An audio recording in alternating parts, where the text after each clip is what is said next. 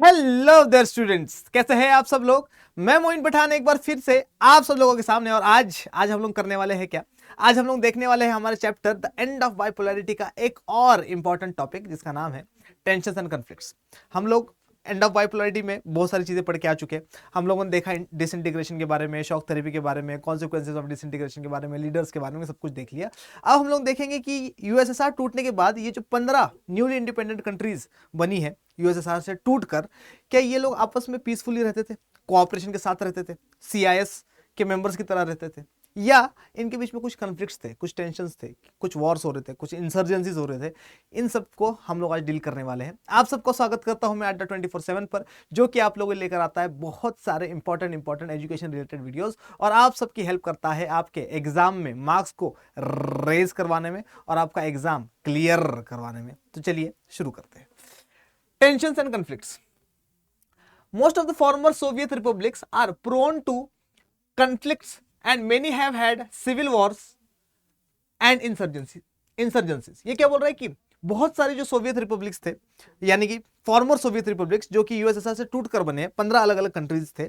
इन 15 के 15 कंट्रीज में से कुछ कंट्रीज, मतलब मोस्टली कंट्रीज में क्या हुआ था, सिविल वॉर्स हुए। ठीक है, मोस्टली कंट्रीज में इंसर्जेंसीज, बगावत वगैरह हुई, रिबेलियन वगैरह हुआ, और इनके बीच में आपस में भी कन्फ्लिक्ट और टेंशंस बने रहेंगे।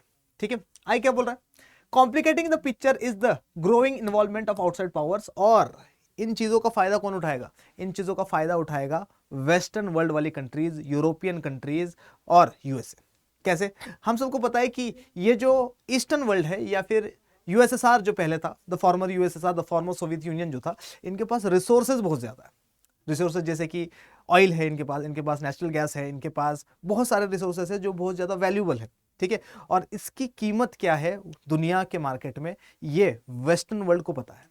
तो वेस्टर्न वर्ल्ड क्या कोशिश करेगा, ये कोशिश करेगा कि यहाँ पर लड़ाई होती रहे, और कोशिश करेगा कि इस लड़ाई से इसको फायदा मिले, किसी एक की ये साइड ले ले, और इन कंट्रीज को यूज करके, एक्सप्लॉइट करके ये क्या कर सके, सारे के सारे रिसोर्सेज का इस्तेमाल कर सके। ठीक है, देखिए क्या बोल रहा है आगे। In Russia, two republics, Chechnya and Dagestan have led violent secessionist movements. अब देखो क्या बोल रहा है, रशिया की हम लोग बात करते हैं, ये आप लोगों को रशिया दिख रहा होगा, और साउथ रशिया में हमारे पास दो रीजन्स है, एक है चेचनिया जो कि आप हम लोगों को यहाँ पर दिख रहा है, और एक है दागिस्तान। ठीक है, तो दागिस्तान और चेचनिया दो जगह है, और ये दोनों की दोनों साउथ रशिया में है। प्लस एक और इंपॉर्टेंट चीज, ये दोनों के दोनों रीजन जो है ये मुस्लिम डोमिनेटिंग एरिया है, मुस्लिम डोमिनेटिंग एरिया। तो जब सब लोग अलग हो ही रहे थे, इन लोगों ने भी बोला कि भैया हम लोग भी क्या करते, हम लोग भी tata bye bye see you करते, और हम लोगों को भी इंडिपेंडेंस चाहिए। तो इन लोगों ने, चेचनिया ने और दागिस्तान ने, दोनों ने आज़ादी मांगनी स्टार्ट करी रशिया के साथ। ठीक है, चेचनिया की अगर बात करें तो चेचनिया मुस्लिम डोमिनेटिंग एरिया, और दागिस्तान आप लोगों को पता होगा, आप लोगों ने खबीब नर्मदोगेदोव के बारे में सुना होगा, है ना, यूएफसी फाइटर खबीब जो है 29-0, ठीक है, खतरनाक फाइटर, लाइट वेट चैंपियन जो है, वो दागिस्तान से ही आता है। ठीक है, और उसके साथ जितने भी उसके दोस्त वगैरह है, भाई वगैरह है, वो सारे के सारे यही के फाइटर्स है वो लोग। तो इन लोगों ने क्या करा, खास करके चेचनिया वाले लोगों ने, इन लोगों ने रिबेलियन करना स्टार्ट करा, विद्रोह करना स्टार्ट करा अगेंस्ट द रशियन गवर्नमेंट, और इन लोगों ने कहा कि भैया बाय बाय सी यू, हम लोगों को इंडिपेंडेंस दे दो। ठीक है, रशिया की गवर्नमेंट क्या करेगी, रशिया की गवर्नमेंट इतनी आसानी से इस एरिया को जाने देगी नहीं, है ना। तो रशिया की गवर्नमेंट क्या करेगी, इनके साथ लड़ाई करेगी, इनके ऊपर बॉम्ब वगैरह गिराएगी, और इनको शांत बिठाने की कोशिश करेगी। लेकिन आज भी यहाँ के लोग जो है वो लड़ रहे हैं, और ये लोग कह रहे हैं कि भैया हम लोगों को आज़ादी चाहिए, और इनको बाद में ऑटोनॉमी दे दी जाती है, और चेचनिया का अलग से आज प्रेसिडेंट बनता है। ठीक है, लेकिन he works under the Russia, है ना, और अंडर द रशियन प्रेसिडेंट। ठीक है, देखो क्या बोल रहा है, Moscow's method of dealing with the Chechen rebels and indiscriminate military bombings have led to many human right violations but failed to deter the aspirations of the independence। तो ये क्या बोल रहा है कि मॉस्को ने क्या किया है, मॉस्को का मतलब क्या है यहाँ पर, मॉस्को का मतलब यहाँ पर है रशिया की गवर्नमेंट ने। तो रशिया की गवर्नमेंट ने क्या करा, चेचनिया के ऊपर बहुत सारे बॉम्बिंग्स करे, मिलिट्री बॉम्बिंग्स करी, लोगों को भेजा, मिलिट्री भेजी, और उन रिबल्स को मार गिराया। ठीक है, और बहुत सारी लाइफ्स जो है वो चेचन्स को खोनी पड़ी। लेकिन ये लोग उनके आज़ादी के मूवमेंट को नहीं रोक पाए, और लास्ट में ये लोग क्या कर देंगे, वहां पर ऑटोनॉमी दे देंगे। इसका मतलब क्या है, ऐसा नहीं है कि यूएसएसआर टूटने के बाद इन 15 कंट्रीज में कोई कन्फ्लिक्ट नहीं रहा, है ना। इन 15 कंट्रीज के अंदर भी सिविल वॉर्स होते रहेंगे, इंसर्जेंसीज होती रहेंगी, बगावत होती रहेगी, और ये बहुत सारे रीजन्स बोलेंगे कि हम लोगों को आज़ादी चाहिए, हम लोगों को दूसरे कंट्री के साथ मिला दो, है ना। और बहुत सारी कंट्रीज के आपस में लड़ाई भी चलेंगे, वो भी हम लोग देखने वाले हैं। देखिए आगे क्या बता रहा है ये। आगे आते हैं हम थोड़ा सा। Tajikistan witnessed a civil war that went on for 10 years till 2001। ये वाला क्वेश्चन सीयूटी में भी आया हुआ है, और ये वाला क्वेश्चन बोर्ड्स में भी आता रहता है, ठीक है, कि ताजिकिस्तान जो है ये एक ऐसी कंट्री थी जिसमें 10 साल तक सिविल वॉर चलता रहेगा। सिविल वॉर क्या होता है? सिविल वॉर सिंपल है कि एक कंट्री है ना, और एक कंट्री में 2 ग्रुप्स, 3 ग्रुप्स, 4 ग्रुप्स बन जाते हैं और चारों आपस में लड़ाई करने लग जाते हैं। जब देश के अंदर ही लड़ाई हो तो उसको क्या बोला जाता है? उसको बोला जाता है सिविल वॉर, ठीक है। तो ताजिकिस्तान में क्या हो रहा है? ताजिकिस्तान में सिविल वॉर चला कब से कब तक? 2001 तक, 1991 से लेकर 2001 तक 10 साल तक यहां पर क्या चला? यहां पर सिविल वॉर चलता रहा। The region as a whole has many sectarian conflicts, और इनके बीच में क्या थे? सेक्टेरियन कन्फ्लिक्ट्स थे, है ना। मतलब अलग अलग, एक तरीके से लगा लो कि ताजिकिस्तान में अलग अलग सेक्ट्स बने हुए थे, है ना। अगर सेक्ट को ढंग से मैं आप लोगों को बताऊं एग्जाम्पल के तौर पे, तो ऐसे लगा लो कि ताजिकिस्तान मुस्लिम डोमिनेटिंग एरिया है, और यहाँ पर जो है अलग अलग सेक्शंस बने हुए लोगों के, है ना। कोई शिया है, कोई सुन्नी है, कोई किसी और सेक्ट से अहले हदीस है, कोई कुछ है, ठीक है। और ये लोग क्या कर रहे हैं? आपस में लड़ रहे हैं कि भाई ताजिकिस्तान का बादशाह कौन होगा, ताजिकिस्तान को रूल कौन करेगा, गवर्न कौन करेगा। तो 10 साल तक, 2001 तक यहाँ पर क्या रहा?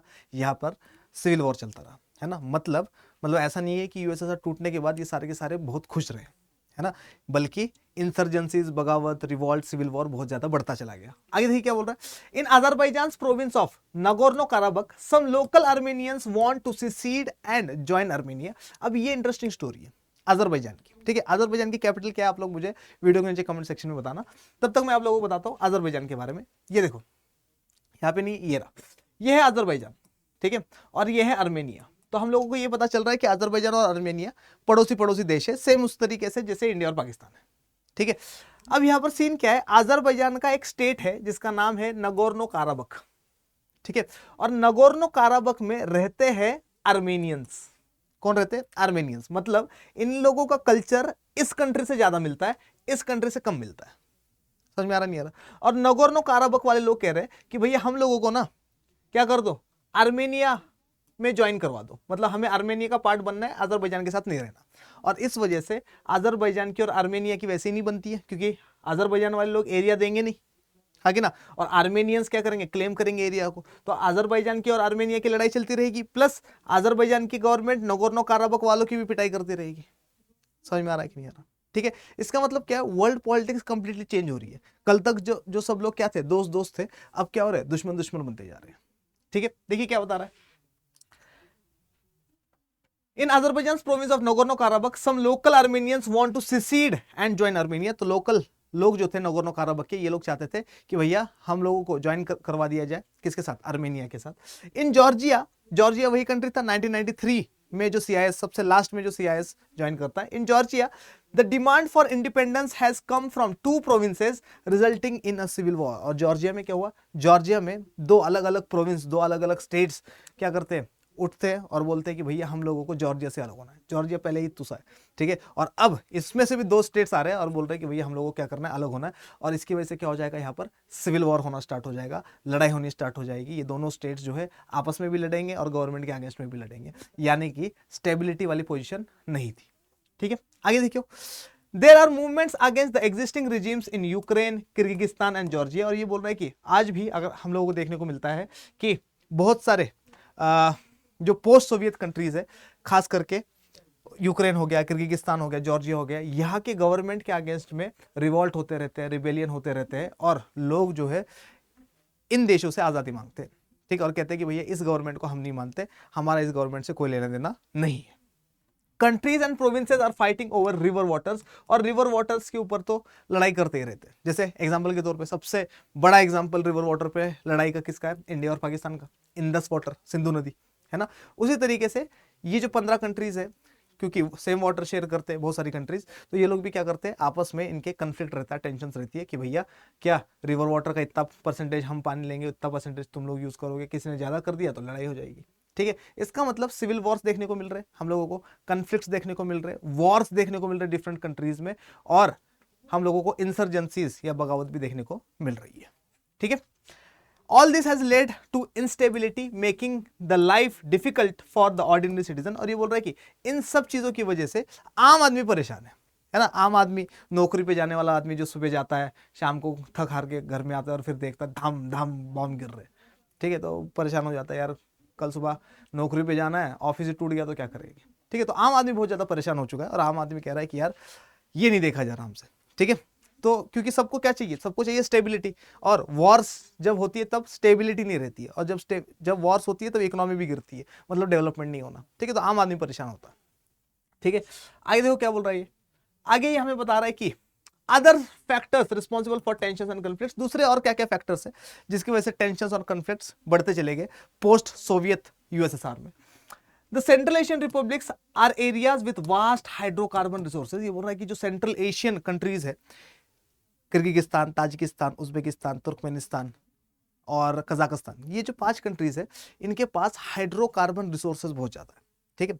तो सर क्या क्या फर्क पड़ता है, हाइड्रोकार्बन रिसोर्सेज है तो किसकी नजर है इस पे, वेस्ट वर्ल्ड की, यूरोपियंस की नजर है, यूएसए की नजर है। देखिए क्या हो रहा है, central Asia has also become a zone of competition between outside powers and oil companies. अब क्या है, इनके पास क्योंकि हाइड्रोकार्बन रिसोर्सेज है, इनके पास तेल है, पेट्रोलियम है, एक्सेट्रा चीजें हैं, तो अब आउटसाइड पावर्स को क्या चाहिए, इनके साथ दोस्ती करनी है। आउटसाइड पावर्स को क्या चाहिए, यहाँ पर इन्फ्लुएंस चाहिए, इनके तेल के कुएं चाहिए। तो ये लोग क्या करेंगे, कोशिश करेंगे कि इनको अपनी जेब में, अपने पॉकेट में डाले, इनको कुछ लालच दिखाए और इनके रिसोर्सेज को एक्सप्लॉइट करे, ठीक है। After 11 September 2001, the US wanted military bases in the region and paid the governments of all Central Asian states to hire bases and to allow airplanes to fly over their territory during the wars in Afghanistan and Iraq। अब ये बहुत ज्यादा ना important चीज है। 9/11 का नाम सुना होगा आप लोगों ने, 9/11 आगे ना, 9/11 में जब अटैक होता है यूएसए में, ठीक है, और वर्ल्ड ट्रेड सेंटर जो है उसको तोड़ दिया जाता है, ट्विन टावर्स के ऊपर आकर क्या लगता है, वो एरोप्लेन लग जाता है, ठीक है, और बहुत बड़ा हंगामा होता है। इसके बाद क्या होता है, अमेरिका जो है यानी कि यूनाइटेड स्टेट्स ऑफ अमेरिका क्या करता है, एक ऑपरेशन चलवाता है, और ये क्या करता है, पूरे की पूरे दुनिया में जिसके भी ऊपर शक होता है उन सबको उठाना स्टार्ट करता है, ठीक है, और without taking the permission of the government of other countries, है ना, दूसरे कंट्रीज के गवर्नमेंट के साथ परमिशन भी नहीं लेता, और सबको बोलता है कि भैया क्या, तुम सबके टेरिटरीज के ऊपर से मैं अपना प्लेन वगैरह क्या करूंगा, चलाऊंगा भी, ठीक है। और इसकी नजर होती है इनडायरेक्टली किस पे, इन सेंट्रल एशियन कंट्रीज पे, जहां पर ये मिलिट्री बेस बनाना चाहता है, खास करके अफगानिस्तान में, ठीक है। अफगानिस्तान में क्यों, क्योंकि अफगानिस्तान में भी रिसोर्सेज बहुत ज्यादा है जो कि अफगानिस्तानियों को उस टाइम पीरियड में पता नहीं थे, जैसे कि रेडियम, थोरियम, जो ये रेडियो एक्टिव मटेरियल्स है, ये अफगानिस्तान में बहुत ज्यादा होते हैं, और ये चीज चाहिए किसको, यूएसए को, ठीक है। देखो क्या बोल रहा है ये, टू हायर बेसिस, तो इन लोगों ने क्या करना स्टार्ट कर दिया, तेल के कुएं वगैरह बेस बनाने के लिए जगह वगैरह लेनी स्टार्ट कर दी, और रिसोर्सेज को एक्सप्लॉइट करना इन लोगों ने स्टार्ट करा था। However Russia perceives these states as its near abroad and believes that they should be under Russian influence, ठीक है। अब रशिया को ये पसंद आएगा क्या, रशिया न्यूक्लियर स्टेट है, यूएसएसआर का बेटा भी है ना, मतलब अभी भी यूएसए का दुश्मन तो है रशिया, है ना। तो रशिया को ये पसंद थोड़ी आएगा कि भैया मेरे आसपास के जो स्टेट्स है, मेरे आसपास की जो कंट्रीज है, इसके ऊपर इन्फ्लुएंस मेरा रहना चाहिए, दबदबा, डोमिनेंस मेरा रहना चाहिए, ना कि यूएसए का। तो रशिया को ये पसंद नहीं आएगा। तो रशिया क्या कहेगा, रशिया चाइना के साथ हाथ मिलाएगा और बोलेगा कि भैया इन लोगों के साथ दोस्ती करनी पड़ेगी, वरना ये यूएसए के साथ जाकर मिल जाएंगे, ठीक है। देखो क्या हो रहा है। हाउएवर, अच्छा ये पढ़ लिया, China has interest here because of the oil resources and the Chinese have begun to settle around the borders and conduct trade। और ये क्या बोल रहा है, चाइना को भी क्या है, चाइना को भी बहुत ज्यादा, अब देखो चाइना भी वर्ल्ड पावर बनता जा रहा है ना, या एक तरीके से हम लोग देखें तो चाइना वर्ल्ड पावर बन चुका है, ठीक है। अब चाइना जो है इसको भी क्या चाहिए, इसको भी इन्फ्लुएंस चाहिए, इसको भी हाथ बढ़ाना है, किसके साथ, इन सेंट्रल एशियन कंट्रीज के साथ हाथ मिलाना है। क्यों, क्योंकि उन लोगों से प्यार नहीं है इनको चाहिए रिसोर्सेज, है ना, दोस्ती बढ़ेगी, कोऑपरेशन बढ़ेगा, रिसोर्सेज, तेल वगैरह सस्ते दाम में मिल जाएगा। समझ में आ रहा है, नहीं आ रहा, ठीक है। तो ये क्या बोल रहा है, चाइना को भी इस एरिया में क्या है, बहुत ज्यादा इंटरेस्ट है, और चाइना को वहां के ऑयल रिसोर्सेज क्या चाहिए, ऑयल रिसोर्सेज से बहुत ज्यादा प्यार है, और इसी वजह से चाइना ने क्या करा है, चाइना ने उन कंट्रीज के आजू बाजू वाले एरियाज में सेटल करना अपने लोगों को स्टार्ट करवा दिया, ठीक है। चलिए आगे देखो क्या बोल रहा है, और ट्रेड भी करना स्टार्ट कर दिया उन लोगों के साथ, ठीक है। ये वर्ल्ड ट्रेड सेंटर को जो तोड़ा गया था, ये ट्विन टावर्स बोला जाता था, है ना, प्लेन आता है और क्रैश कर जाता है, ये पढ़ेंगे अपन आगे यूएस हेजीमनी वाले चैप्टर में, ठीक है। आगे देखते हैं, in eastern Europe Czechoslovakia split peacefully into two with the Czechs and the Slovaks forming independent countries. ये बोल रहा है चेकोस्लोवाकिया के साथ क्या हुआ, चेकोस्लोवाकिया के साथ क्या हुआ, ये देखो, ये पूरा के पूरा कंट्री जो था इसको चेकोस्लोवाकिया बोला जाता था, है ना। यहाँ पर भी क्या हुआ, सिविल वॉर होता चला गया। चेक्स ने बोल दिया हम लोगों को अपना कंट्री अलग चाहिए, स्लोवाक्स ने बोल दिया हमें अपना कंट्री अलग चाहिए, ठीक है। क्या हो जाता है, पार्टीशन ऑफ द कंट्री हो जाता है, वैसे ही जैसे इंडिया और पाकिस्तान का होता है। और चेक रिपब्लिक एक अलग कंट्री बन जाता है और स्लोवाक रिपब्लिक अलग कंट्री बन जाता है। अब ये दोनों के दोनों अलग अलग कंट्रीज है, ठीक है। इसका मतलब क्या हो रहा है, पोस्ट सोवियत कंट्रीज जो है उसमें बहुत ज्यादा प्रॉब्लम्स देखने को हम लोगों को मिल रही है। स्प्लिट इन यूगोस्लाविया, ये बोलता है कि यूगोस्लाविया में भी स्प्लिट आता है, ठीक है। यूगोस्लाविया ये 6 अलग अलग कंट्रीज में टूटेगा, ठीक है, जस्ट बिकॉज ऑफ सेक्टरियन कन्फ्लिक्ट, ठीक है। 6 अलग अलग तरीके के लोग, 6 अलग अलग सेक्शंस ऑफ द पीपल होंगे। ये 6 अलग अलग पॉलिटिकल पार्टीज बनाएंगे और 6 अलग अलग पॉलिटिकल पार्टीज जो है ये लोग मांग करेंगे अपने अपने एरिया की, और 6 अलग अलग कंट्रीज टूट कर बन जाएगी। कहाँ से, यूगोस्लाविया से, ठीक है। तो अगर क्वेश्चन आ जाए कि स्लोवाक रिपब्लिक किसका पार्ट था, तो चेकोस्लोवाकिया का पार्ट था। चेक रिपब्लिक किसका पार्ट था, चेकोस्लोवाकिया का पार्ट था। यूगोस्लाविया कितने कंट्रीज में टूटता है, 6 अलग अलग कंट्रीज में टूटता है। आइए देखते हैं। After 1991 it broke apart with several provinces like Croatia, Slovenia and Bosnia and Herzegovina declaring independence। और ये बोल रहा है क्या, 1 2 3 1991 के टाइम पीरियड में ही 3 कंट्रीज तो इससे अलग वैसे ही हो गई थी, ठीक है। कौन सी, Croatia, Slovenia, Bosnia and Herzegovina एक ही कंट्री है, ठीक है। Ethnic Serbs oppose this and a massacre of non Serbs Bosnians followed. तो ये क्या बोल रहा है, एथनिक सर्ब्स कौन है, सर्बिया के रहने वाले लोग जो सर्ब्स थे, एथनिक सर्ब्स, जिनको लगता था कि ये हमारी कंट्री है, ठीक है। इनको ये चीज पसंद नहीं आई, क्या कि हमारी कंट्री जो है वो क्या कर रही है, टूट रही है। और इन लोगों ने क्या कर दिया, इन लोगों ने मैसेकर करना स्टार्ट कर दिया अगेंस्ट नॉन सर्ब्स, अगेंस्ट बोस्नियंस। तो बोस्नियंस के अगेंस्ट में सर्ब्स ने अटैक करना स्टार्ट कर दिया उनके ऊपर, और उनको क्या कर दिया, मारना स्टार्ट कर दिया, उनका जीनोसाइड करना स्टार्ट कर दिया, मैसेकर कर दिया। बहुत सारे लोगों को इकट्ठा मारना इन लोगों ने क्या कर दिया था, स्टार्ट कर दिया था। The NATO intervention and the bombing of Yugoslavia followed the inter-ethnic civil war। और ये क्या बोल रहा है, फिर नाटो आता है, ठीक है। नाटो आता है, नाटो क्या करता है, इंटरवीन करता है, यूगोस्लाविया के ऊपर बॉम्बिंग्स वगैरह होती है, ठीक है, पूरे के पूरे एंटायर रीजन पे। और इसके बाद फिर से सिविल वॉर वगैरह स्टार्ट होती है यूगोस्लाविया में। मतलब यूगोस्लाविया भी 1991 के बाद एक स्टेबल कंट्री नहीं रहा, बल्कि क्या करेगा, 6 अलग अलग कंट्रीज में टूट जाएगा, ठीक है। देखिए, ये यूगोस्लाविया है, ये अलग अलग कंट्रीज में टूट जाएगा। स्लोवेनिया अलग निकल जाएगा, क्रोएशिया अलग निकल जाएगा, सर्बिया अलग हो जाएगा, मॉन्टेनेग्रो अलग निकल जाएगा, बोस्निया हर्जेगोविना अलग निकल जाएगा, मैसेडोनिया अलग निकल जाएगा, ठीक है। तो ये यूगोस्लाविया जो है ये 6 डिफरेंट कंट्रीज में टूट जाएगा, ठीक है। आगे आते, चलिए, तो नेक्स्ट हम लोग देखेंगे नेक्स्ट क्लास में। आशा करता हूँ कि आज वाला लेक्चर जो है आप लोगों को बहुत बहुत बहुत बहुत बहुत पसंद आया होगा। पसंद आया है तो इसको लाइक करिए, शेयर करिए, अपने दोस्तों को दिखाइए, मुझे दिखाइए बहुत बहुत सारा प्यार। और आप लोगों को मेरी वीडियोस कैसी लग रही है ज़रूर कमेंट सेक्शन में मुझे बताना। तब तक के लिए मोइन पठान आप सबसे कहता है जय हिंद।